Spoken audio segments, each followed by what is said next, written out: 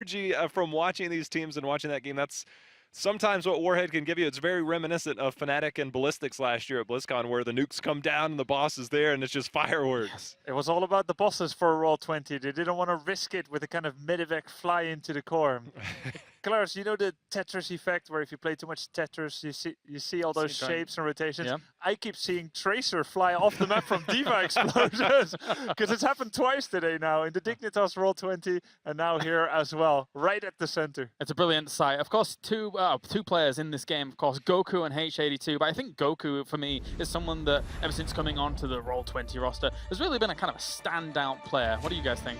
100% agree. 100% agree. I was talking about this a little bit with Grubby before, some of the plays. If you go back to the early part of this year before Goku came on to Roll20, he was making killer plays, whether it was on Artanis or whatever melee it was on a team that was a little bit subpar in North America. The minute he comes over to Roll20, it's almost like he has this way to shine, to show it's like, look, I'm a really good player. I just needed the right team. I needed the right stage, and he's really come through. Numbers like that, I can tell you one thing, as being a melee player, I have researched stats for a year plus here, 1.2 deaths per game as a melee, whether it's the off melee or it's an assassin role, is incredible. It is incredible. Those stats, they might not stand out when you first look at them, but I promise you he is a phenomenal player, and it shows right there.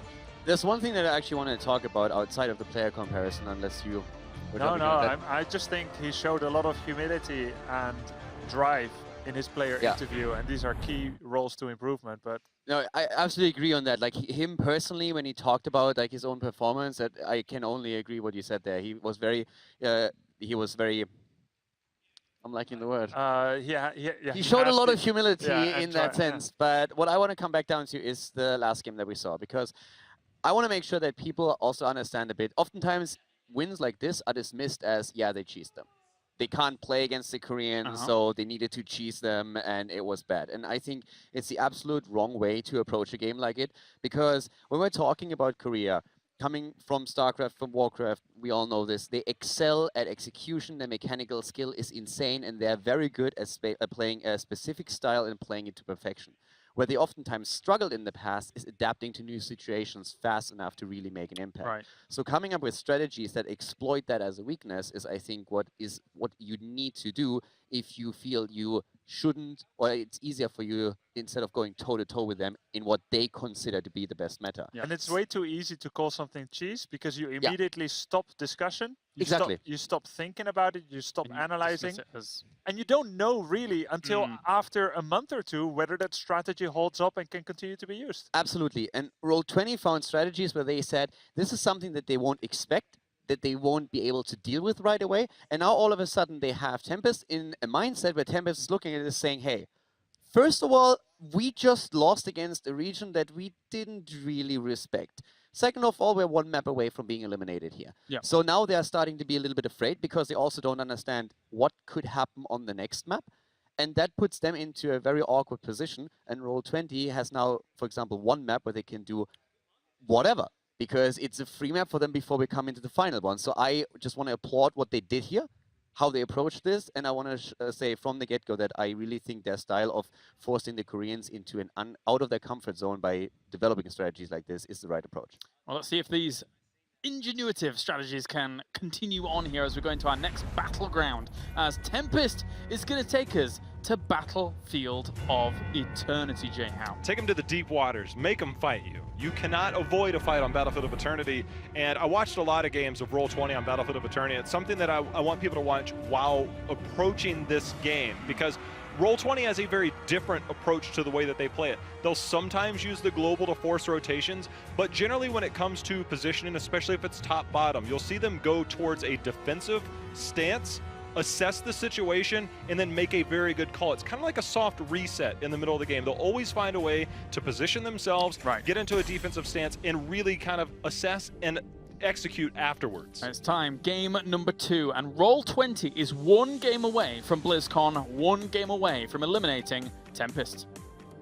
I'm very excited for this. I think the choice of Tempest is a great one. I really like it. It's catering way more to their strength and to the execution that we mentioned before, even though they are from the Korean team as the 3rd seed and may trail behind Ballistics and MVP Black. But this is the type of game that they want to play, something that they're more familiar with. And for me personally, it's now the question, does Roll20 have something that pushes Tempest far enough out of their comfort zone that they're again surprised? I think one thing to consider, and it would be towards the back end of this strat, because they're going to be going, taking away the Tassadar, it's a slight hint, but not necessarily, because obviously you don't want to give up the Tracers, so you ban the Tassadar.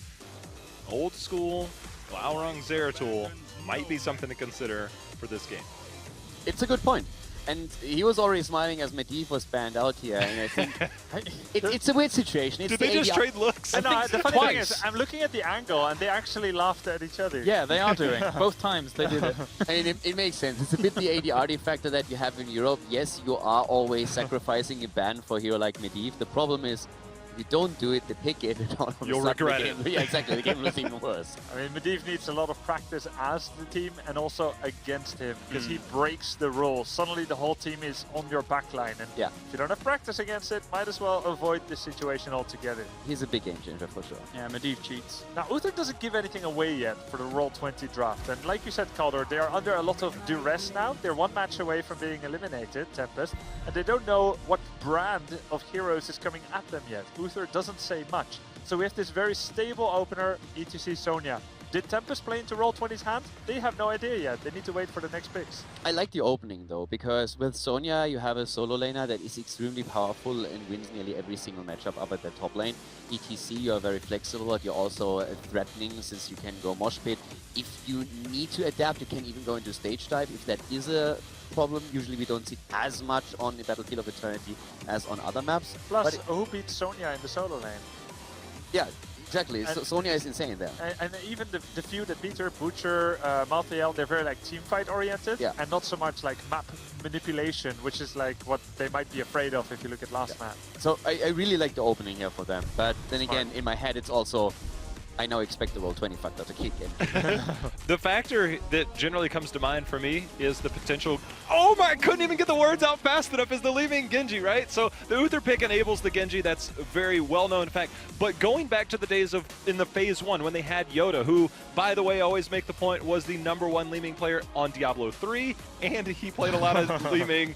Or I guess Was it's he not really? Li-Ming. Yes, he's actually #1. He's been #1 on leaderboard And then in he played multiple Li-Ming heroes, in and then he this played game. Li-Ming in this game. Yeah, Okay, going back here's to the the early important season. question. But Softcore, hardcore. get out of here. We know you're a hardcore player, Kaldor. Softcore doesn't Show count. me all your dead all, heroes. all the Diablo 3 players out there will agree with me, I'm sure. Maybe But not all of either them. way, this is what they've done. This goes back, if you look historically, whether it's Prismaticism or Yoda back in the day, they love Li Ming, and it falls back to the same thing that I was talking about. They use Li Ming as you can't really hard engage into that style, but you also have good poke. It allows you to reassess the situation, and they use Li Ming a lot in that scenario. Guys, what do we think of Roll20 maybe rolling with Ana in the final 2 picks? Li-Ming Ana. Haven't really seen it yet. Could be quite Can nice. be absolutely brutal. We haven't really seen as much Ana as I expected, also because Yeah, she's oftentimes banned in the second spot. Yeah. It could be quite nice. Li-Ming, Ana, one Don't tease solid me, Grubby. tank, double support. For those that don't know, Ana, one of the newest heroes in the Nexus, the newest to be able to be played, has a 60-second cooldown heroic that gives 200 mana, 30% spell power, ability power, and massive cooldown reduction on all basic abilities. Mages, like Li Ming, benefit massively from that. It's a 10-second lasting heroic, so Li Ming can just go completely crazy with that. Kerazim's good because he does damage, but he also has something called Air Ally, which reveals cloaked heroes. Just point So- that out there. It's so still a Valera. possibility. Yes, clearly Valera, but still a possibility. We're seeing good heroes. Still a possibility of Zeratul. I should go back to my earlier point instead of yeah. leaving Can I Valera agree kind of with hanging you? there. Can I agree with you guys that if Valera Samuro comes out as the final 2 picks, we just say nothing else? Okay. I agree. If I see either Can one we of them, go- I won't say anything. Okay, if we do else. that, can we go for the quick match combo and make it Zeratul Nova? Zeratul Nova, that's fine. Any double cloak at this point, we will be at a loss for words, guaranteed. Yeah. You can't beat double clog.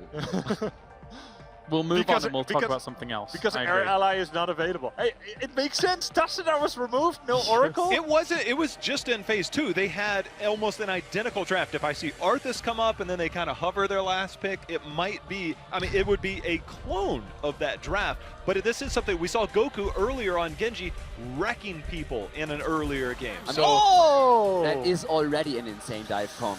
But as we say that, we have Ana now finally making her appearance, and we have Brightwing. So Hey, that's smart. Anna would get Peekaboo. wrecked by Zeratul. Hey, you can peekaboo, but Yeah. it's only every what? Depending on level 1 talent, Yeah, right? But seriously, this is a very smart pick by Tempest. They Yeah. removed the Ana Ming combination, or even Ana Genji, and also Sonya is a very good Nana boost target. They have their double support. The one thing that scares me is that if Roll20 doesn't draft another support here, we might see a Lunara on the other side, but she is susceptible to a Genji-style dive, but Brightwing clone and a single target heals, things like that. This is my first time, I think, seeing an Ana game, right? Have we had one? I think there's been one. We Yeah. have had. There it is. Hello.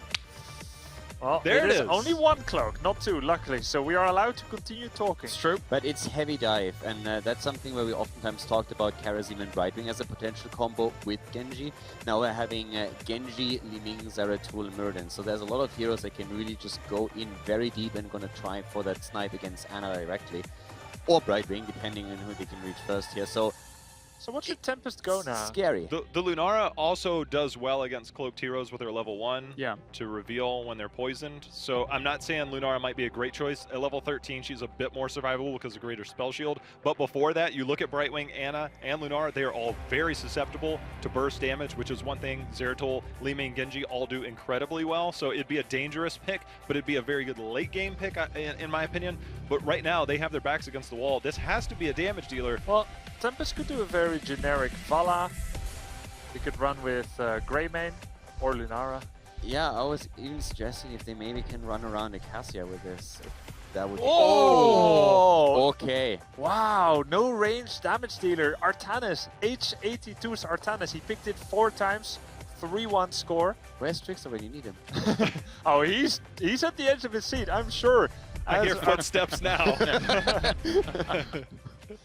That's very cool. So you have 2 melee damage dealers, Sonya and Artanis, double backline support, and ETC. Definitely a very different brand of draft, but I'm excited to see it for once. I actually, the more I think about it, the more I actually like that last pick. So I agree. it's a really cool choice. First of all, any kind of squishy range damage that you would have thrown into this would have just been fodder. Yeah. And then you get your resets for Genji, for Li Ming, and it just continues that trend. With Artanis, you can get damage out, you have your own mines, you have pressure against the Immortal that you already have with Sonya. So when it comes to Immortal pressure alone and really commitment to these fights, the draft on Tempest side is actually pretty solid. I want to ask, every time we come into, you know, these world championships where teams are trying to establish metas and things like that, learn from one another and, you know, just craft the best meta possible, hasn't the last 3 days been ridiculous? Yeah, what's going we've been on? spoiled. Okay, hold on. Yeah. Artanis' variety. W is on a 4-second cooldown. You nano boost an Ooh. amateur opponent, Artanis. That does. I want to know what the damage output is out there. Doing Yeah, the maths Grub, if you very can do, high. I was gonna say if you can do this quick, then I'm just retiring right now. Grubby's a one-man show. Oh, nano boost amateur opponents. Yes, and you just Wow. www all over. Did you just- can you say that again? www.heroesofthestorm.com. How does it go? www. One of the We're reasons excited is what we're trying to say. One of the reasons why I actually like this adjustment is because I was questioning before we started if the Koreans are able to adjust, since it's usually pushing them out of their comfort zone. And I think when we're talking about NA and also about Europe, the teams over there are usually more used to strategies like this because, well, we have expert in Europe, Roll20 in North America, so you face that every other day. We have North America, period. Well, gentlemen, you can see that You said it, not me. I just want to point that out here real quickly. This time I'm innocent. I'll move you on quickly. We do have 92% in favor of Roll20 esports out in the HGC universe on Twitter. So good job, North America, for getting those votes in, I suppose, as we're almost ready to go to this game. So without further ado, let's head over to the commentary team because I think everybody wants to see this unfold.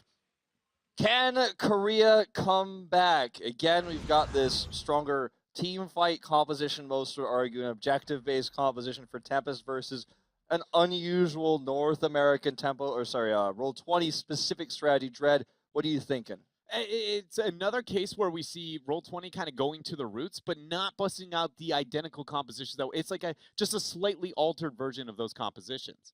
Yeah, you know, not seeing the Diablo, seeing the Zeratul instead. We'll see if that Zeratul threat is going to be enough. Looks like the game is ready, guys. We are going to go ahead and jump into game number 2 to see if Roll20 is going to BlizzCon proper in front of that crowd. Tempest would be knocked out if that were the case. Again, this has not happened in group stage in this format to a Korean team, especially not by the likes of North America.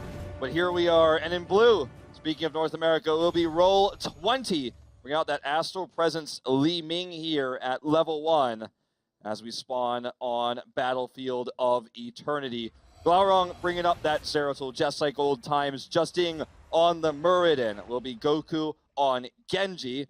We have Prismaticism on Li Ming. Last but not least, Buds on Uther. And in the red, down a game is going to be Tempest. We have Hyde on his Ana. H82 on Artanis. Lockdown on the Brightwing. Next up is Sign on that ETC.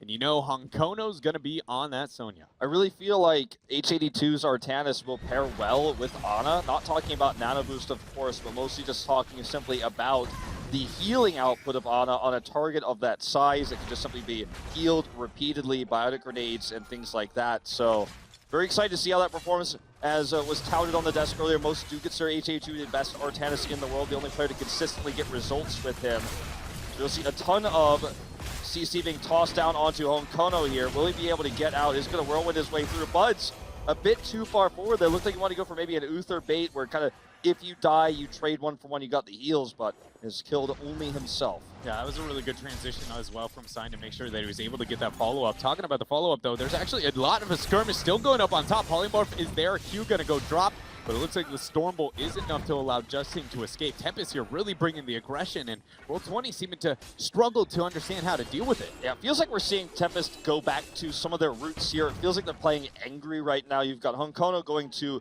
the Sonya, which he played back in the day when Sonya in Korea was considered a tank. You have Hyde playing the new support, which is what he always does when new support comes out. He tries it, plays it more than others, and we're going to see an attempt here to take out HA2. He goes for one of those God swaps, fails. But you got Sign on ETC as well, and Roll20 is going to have to respect this. Just see him there in the vent, and we'll scout him out. But here comes the first Immortal phase, and I think this is really going to set the stage as to how this composition is going to work out for Tempest. And I know that we haven't gotten to see too much Ana, so everybody's eyes are very much going to be on to Hyde here. But I do want to bring to light that I personally feel like Hyde is still one of the best. Wait a minute. Oh, that swap! Oh, look at that. We're going to see the orb come through from Prismaticism. Not enough damage here. Honkono does slide his way out there. You can see the healing output from Hyde, though, is just so much. It's very difficult to get picks even in the light of moments like that where it looks like Honkono's going too far forward. And that was why you saw the analyst desk talking about H82 on the Artanis. We can expect to see those kind of swaps all day long. But back to that compliment here towards Hyde. I just want to say he is one of the best supports in the world. Just have him on the Ana, such a playmaking support. I expect him to truly carry throughout this game. Oh, missed the sleep dart unfortunately here though, but stuns are coming through onto Goku, who's now polymorphed. He'll be taken out here. Mobility removed. Had the sleep dart hit, it could have been even worse. And now Tempest is just going to ward them away to start looking for that immortal damage. Li Ming is just using that Astral Presence to wail away herself.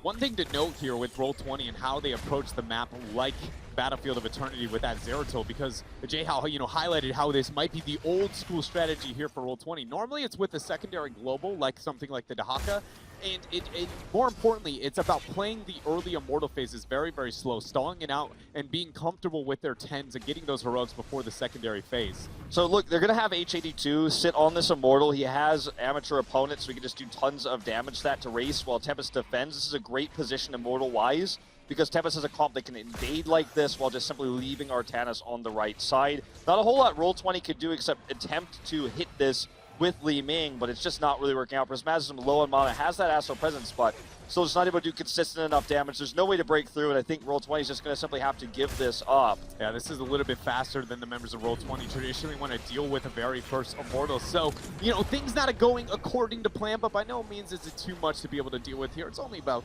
25% shielding there for Tempest and this Immortal. But we talk about the Immortal race that H82 on the Artanis provides, but we haven't highlighted the fact that it's also extremely good at just actually sieging and making sure these forts are no longer going to exist. He certainly does quite a lot of damage with his amateur opponent. So see him go ahead and rotate up here. It's going to be Brightwing versus Zeratul bot, of course, and that's just going to be soaks on both sides. You can see this wall goes down very quickly, but so does the shields of this Immortal, only about 25%.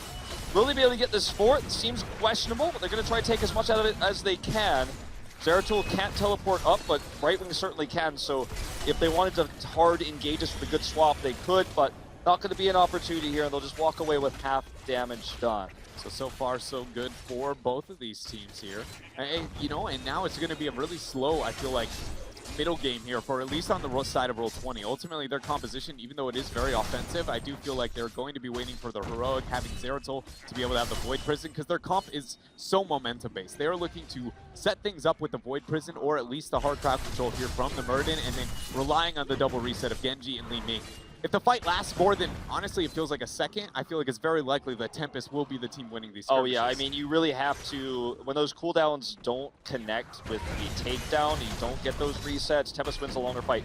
They have Ana and Brightwing on their side, and so much sustainability for ETC Sony. They heal themselves up. HA2's got the shields.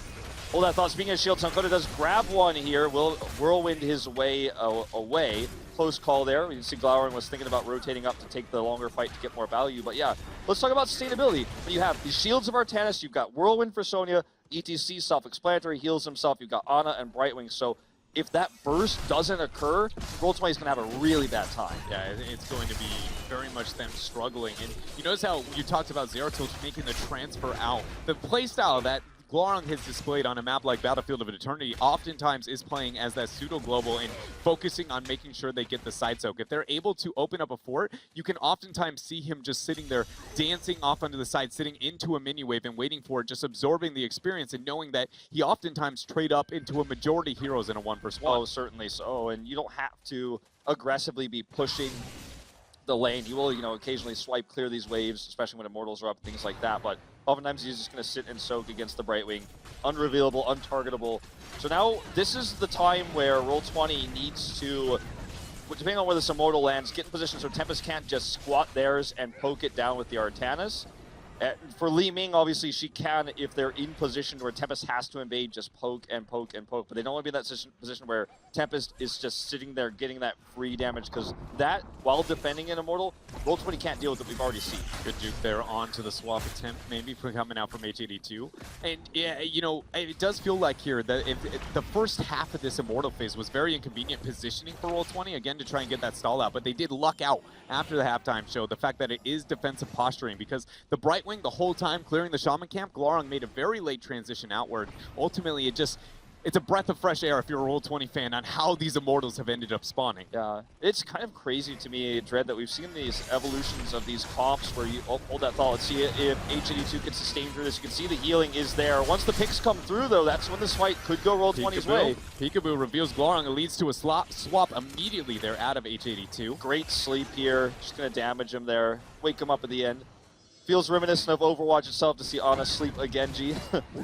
And let's see, you know, how this works out. The point I was going to make is just simply that we're seeing two teams now run this purely melee composition and finding, so far, at least in Tempest's case, a lot of success. So perhaps could be meta changing to see that invade yet again.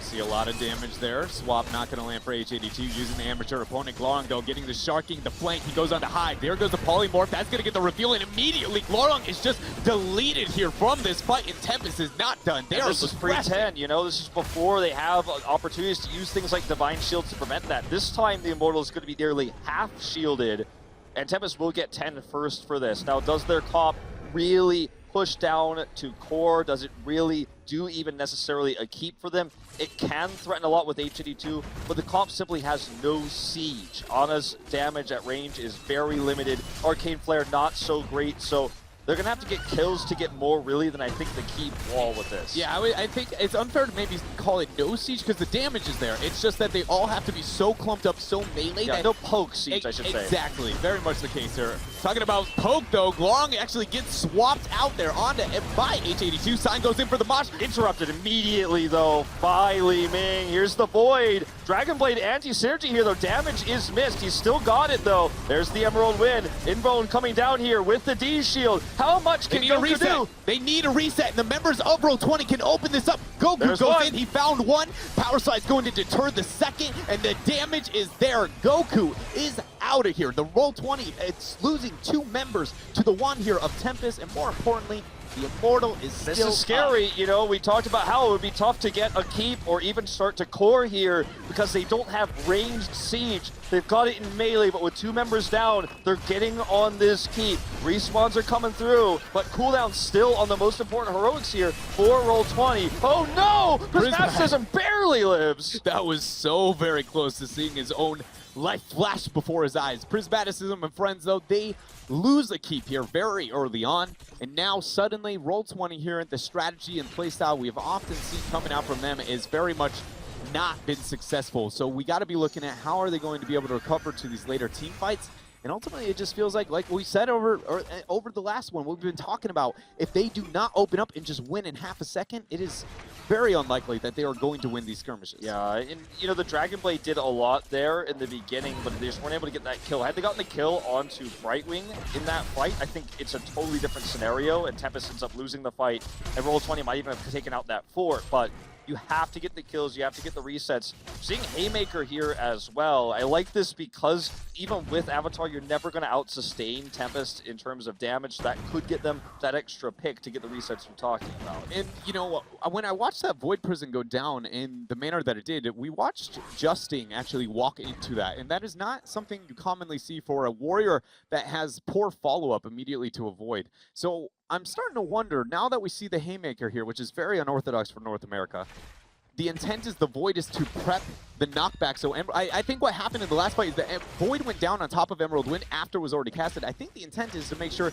they can get the Haymaker to make sure Brightwing never gets the Emerald Wind. She's dead, and then the double resets is really going to open up the fight. Yeah, I can get behind that thought process. It's such a weird thing to think about because we don't really see this type of play, and obviously Haymaker hasn't really been as meta as it is in this tournament basically since it was especially for game. North America. Yes. It just flat out doesn't exist there. You know, we don't have the Hong Konas going around like you do over in Korea. Yeah, Hong Kong's trying to get the Inven threads with his flashy plays. I think this Haymaker makes a lot more sense, though.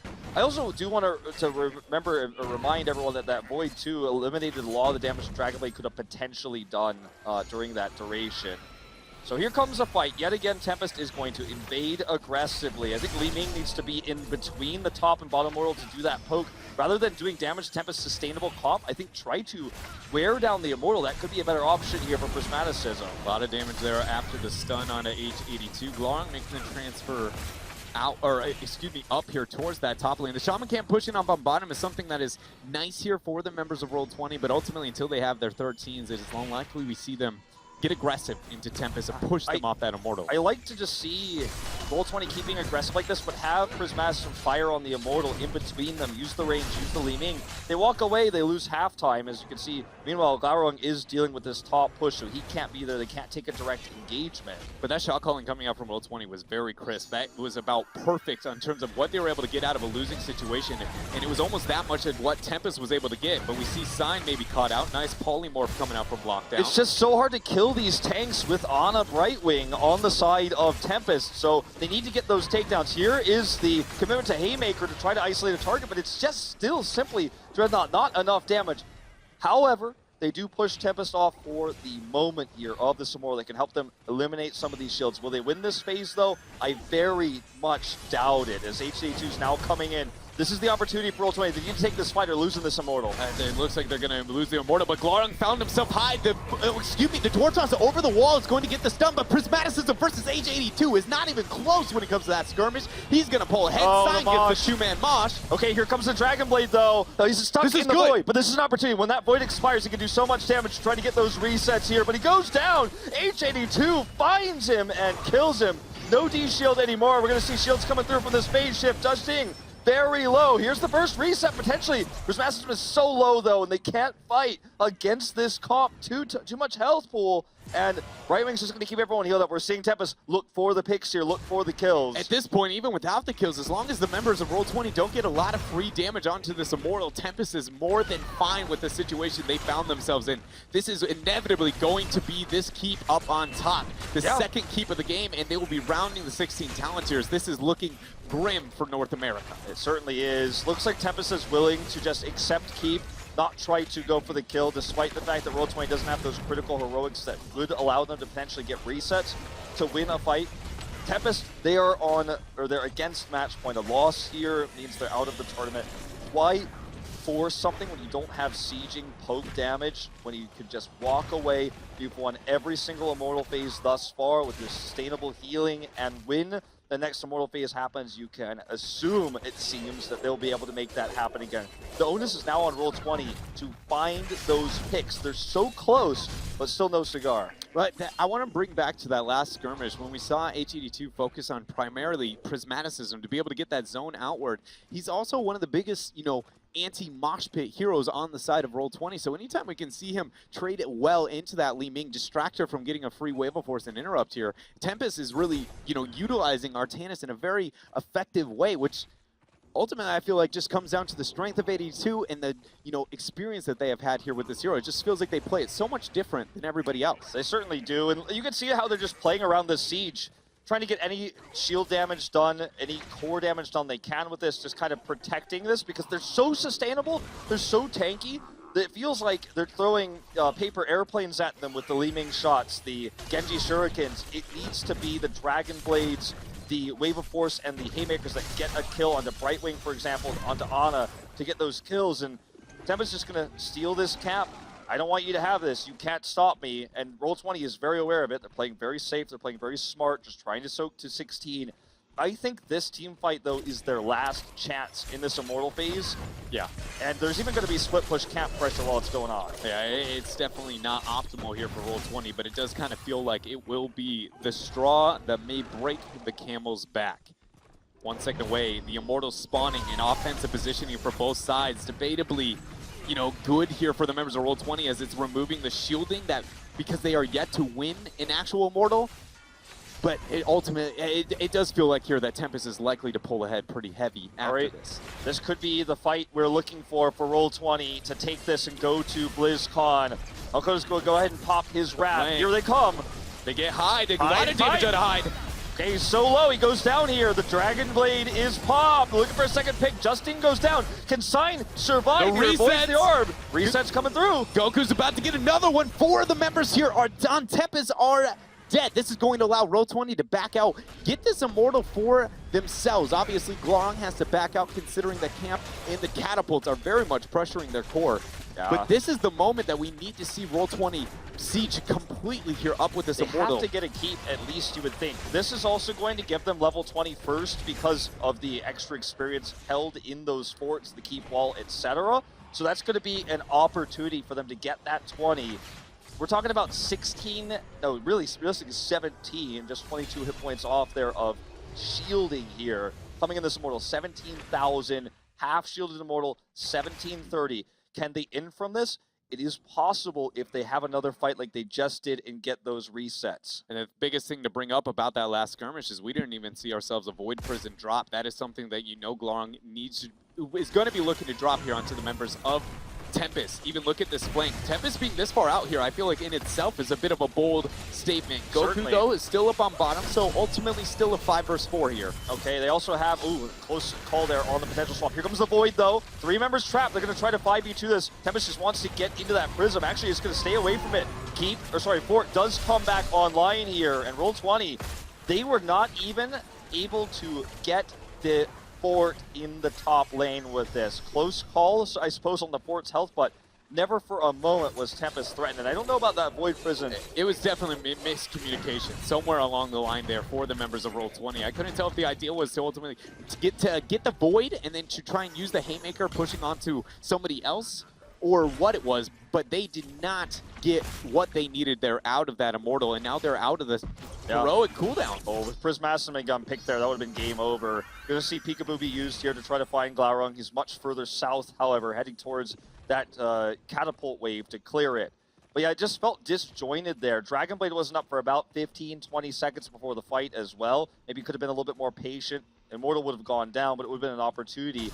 Just feels like at this point, no matter what happens, Tempest is very unlikely to lose a fight. They can't do much with the Immortal, and even when they were wiped, because both forts were up, it's not like even though we're in late game, Roll20 could end. They have to go through forts, keep walls, and then keeps before core, whereas Tempest is threatening core with catapults. Yeah, it's just such an interesting situation that Roll20 could be so dominant without even using their Void Prison in the skirmish before. 4-for-0 wipe. But then you can have those moments where it's like, it's very apparent they're trying to make the play, but something is just not adding up, not working out here. It just feels like day and night moments throughout even just one map here for Roll20. Yeah, I just really like the sustainability of this comp. It's just unbreakable by this range damage. You have to get the picks, and because Tempest is just balled up with their comp, because they know they're going to get Violet Grenade value from that as well, you can't even try to void 2 members out to kill 2 to kill the rest in a 5v3 fight without that sustained healing.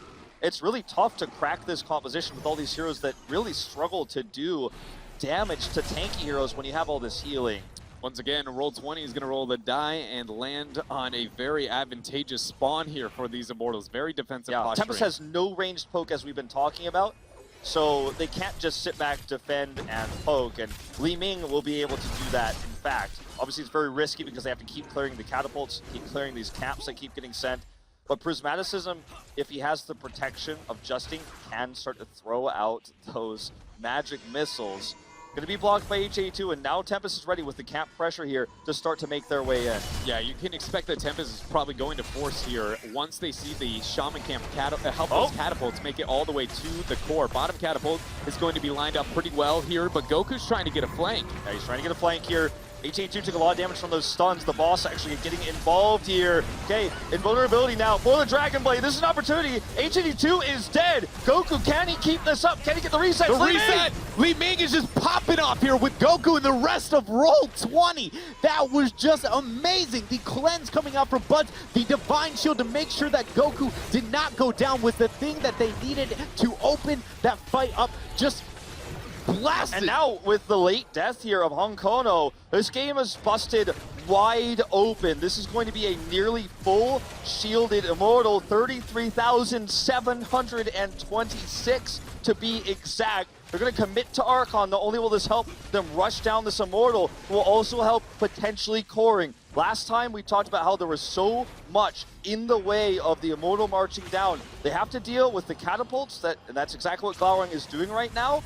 But when they push, this time, realistically, Roll20 could look to close this series out. I think it's very likely with that Void Prism still available, especially considering the adjustment with the level 20 for Prismaticism, as you were talking about the Archon Pure Power. It's one of the best sieging tools in the game to be able to poke and prod at this heavy melee that Tempest has.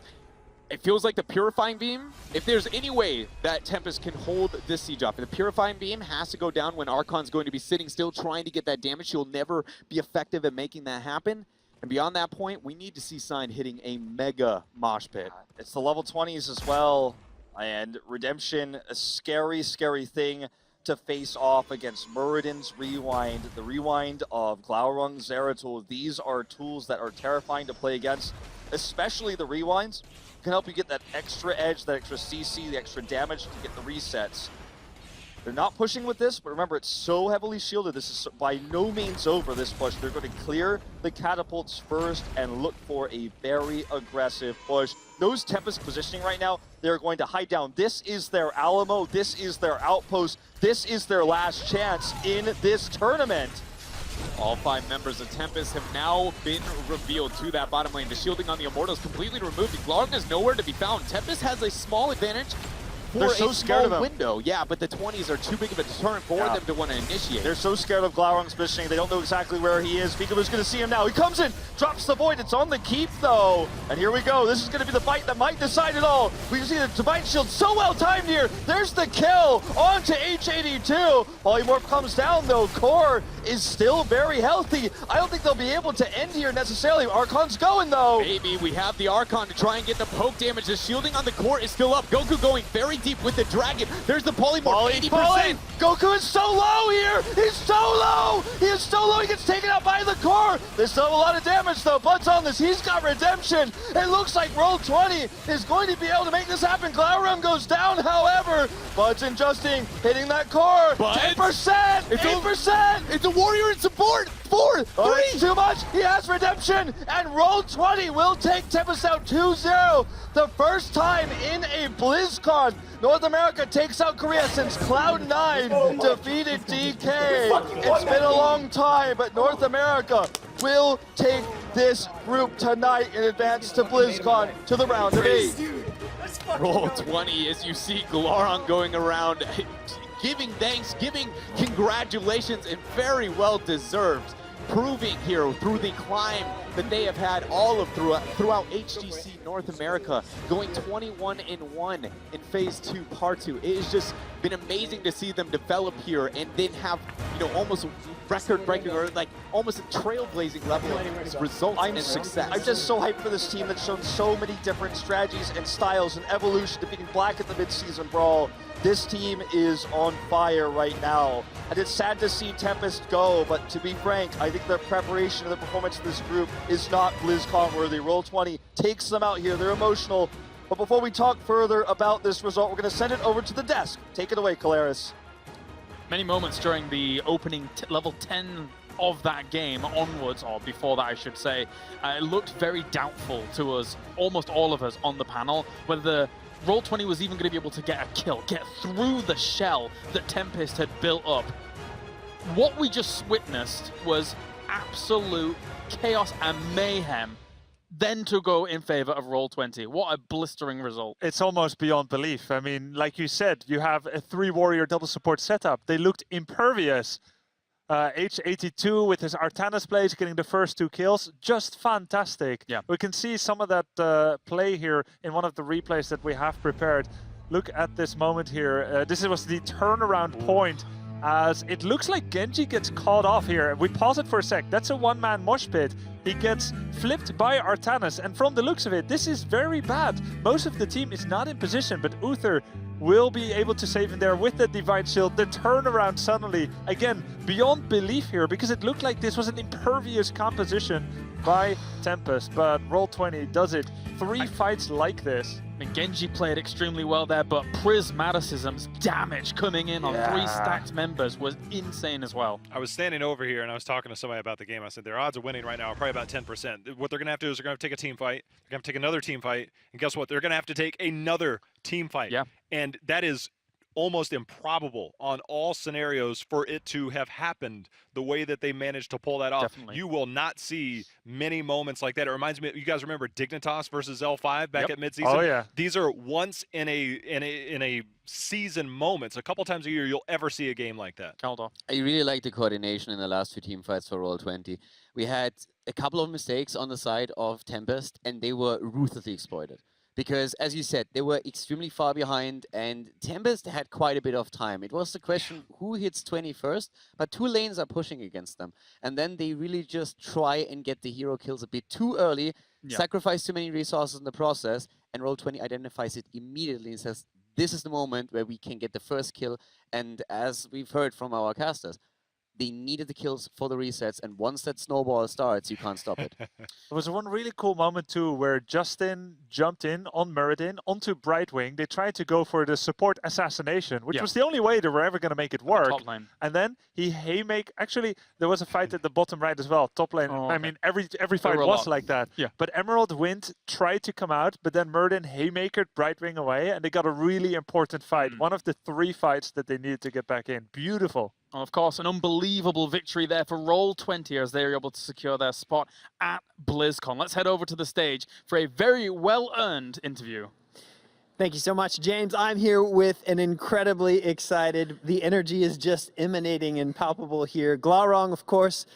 Man, congratulations. What an incredible game that last one was. This is the first time a Korean team's ever been knocked out in a group stage on an international tournament like this. One of the first times an NA team has even taken out a Korean team. How are you feeling right now? I've never felt this good in my life. That was the most insane ending to a series ever. I can't believe we did it. Like, huge shout outs to my team. Yeah, remarkable play. Obviously, the momentum-based comp there just started to work in your favor. You pulled it out. It was very, very, very fun to watch. I got to ask you, though, about that first map pick, the Warhead Junction pick. What gave you guys the confidence that that was going to work against Tempest when obviously we saw a similar strat happen in Group A as well? Were you just ready to try it out, thought you could execute as well? What gave you confidence to know you could get that first game?